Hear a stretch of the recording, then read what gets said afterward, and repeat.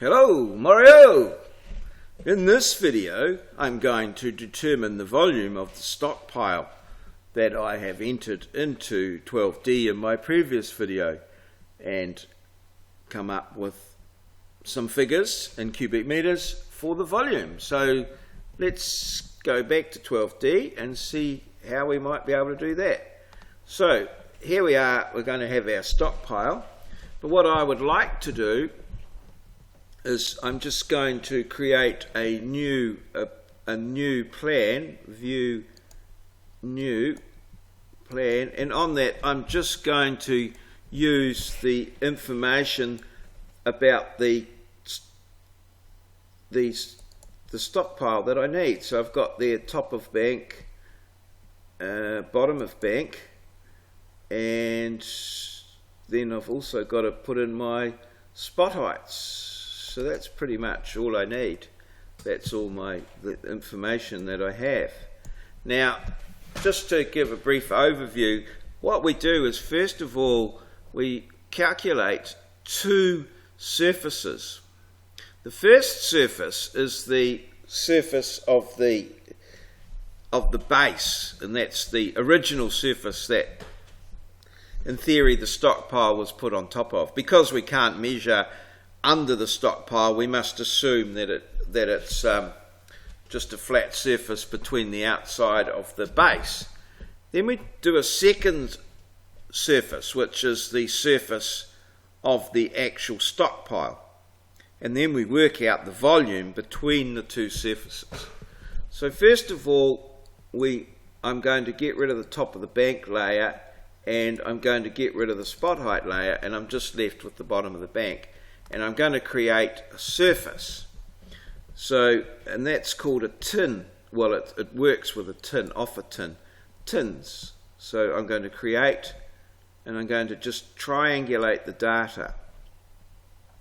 So I'm going to go into, try and move this. Oh, it doesn't want to move. Doesn't seem to want to move. Oh, it's a bit annoying. Okay, so triangulate the data. The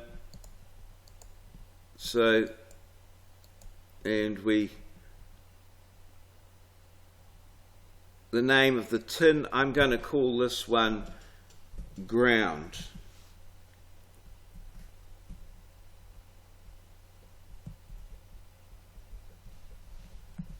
Ground. And I'm just going to push enter there. And that creates a model called tin ground. There, like that. I can give this a function, a name, or is it? I'm just going to go there, Control C, and into here. I'm just going to put that in here, Control V. So that will be my function should I wish to re-triangulate it. And what I'm going to do here is triangulate the data, and the data to triangulate is this, what I've got in this view at the moment, and this is view 4. Okay, and we're going to triangulate it. Okay, now that will have created a layer called tin ground, which we're going to turn on, and you can see that's triangulated that surface and created it as a series of triangles, and that seems all well and good. We can go into here, and I think we can turn on the tin contours, so we can turn on our contours there. That's sort of some contours of what's happening with the tin. Not really showing so much there. It's probably not too much height variation there. So we'll turn off those tin contours just at this stage. So there's our tin there. So that's very good. So what I'm going to do now is I'm going to just turn off that tin ground, and I'm going to call up the top of the bank, and also the spot heights, as well as the bottom of the bank. Now I'm going to create another tin that triangulates all that data. So that'll be tins, create, triangulate data. I'm having trouble moving this thing here. I don't know. Oh, perhaps we can move this. Or grab the little hand and just move this out of the way. But okay, so there. Now this one here, new tin name, I'll just call it stockpile, like so, and I'll just push enter there, and I'll just copy that, Control C, and put it up into there, Control V. Okay, so that's the thing there, and then we can triangulate that data. Okay, we'll once again go with this view, which is view 4, and let's go triangulate, and then we'll just turn on the tin stockpile, and there you are. We can see that it's triangulated that stockpile.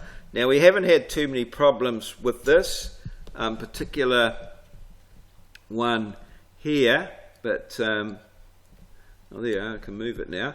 And I'll just have a look and see how we go here with turning on the contours. So we'll just turn them on, and there you are. We can see that that's contoured that tin with the red contours in various intervals.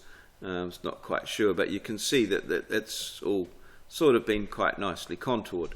So that's the tins sorted. So what we want to do now is to do the volume, and that's quite simple. We just go into here, design, and we're going to go design volumes, and we'll use the exact method, and we'll use tin to tin, like so, and we'll go in here. So the original tin would be the ground tin, the new tin would be the stockpile tin. Use polygon, and we can just, I think, pretty much volume. And that gives us our volume, our fill volume there. We can see is it's 2173.548. So cut is 0, fill 2173.548, and when we join them together, which is there, is 2173.548, and that's our volume. And we can get a report file for that, which is volume, like so, which we can browse for that. We can put it in there where everything's going, which is in that folder there, like so. So we can put that in there, and we can key in volume, and that prints out our volume report there, which tells us the job, what we've done. Cut volumes are negative, so the total cut is 0, the total fill, the balance, and so on like that, which we can print out as a nice little report that we can use. And I've shown you previously how we might go about printing that. So there, and we can also just tidy things up here, and there you are. We've got our stockpile all measured up, and the volume works. There is actually another a shortcut version that we can use here called, there's a special stockpile option that we can use, which has quite other bits of functionality, but that's the basic one there. We can maybe click on there, or which is the one, this one here is our extents one. So there's our little thing, and we can label that up and label the contours. There's quite a lot of functionality in 12D, but that's probably all we need to do to get the volumes out. So I think we'll leave that one there. Cheers, see you.